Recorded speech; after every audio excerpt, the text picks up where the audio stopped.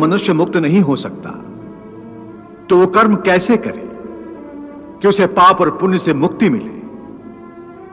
हे पार्थ, इसका तरीका यह है कि मनुष्य फल की इच्छा त्याग कर कर्म को अपना धर्म समझकर करे।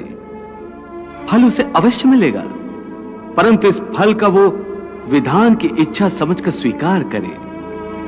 ज्ञानी पुरुष इसी योग को अपनाकर कर्म योगी बन जाते हैं। वाह प्रभु वाह, उस कर्म का तरीका बताओ जिससे कर्म करो और बंधन भी ना हो। इसका बड़ा ही सहज तरीका है। तुम कर्म फल में आसक्ति मत रखो। यह कैसे हो सकता है? फल प्राप्ति की इच्छा तो हर कोई करता है। परंतु क्या इच्छा करने से मनुष्य को फल की प्राप्ति होती है?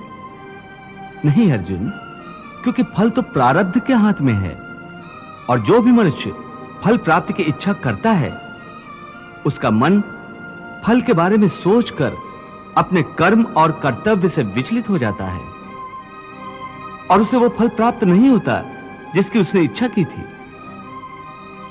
पार्थ, मनुष्य केवल कर्म कर सकता है, फल कदापि मनुष्य के अधीन नहीं है।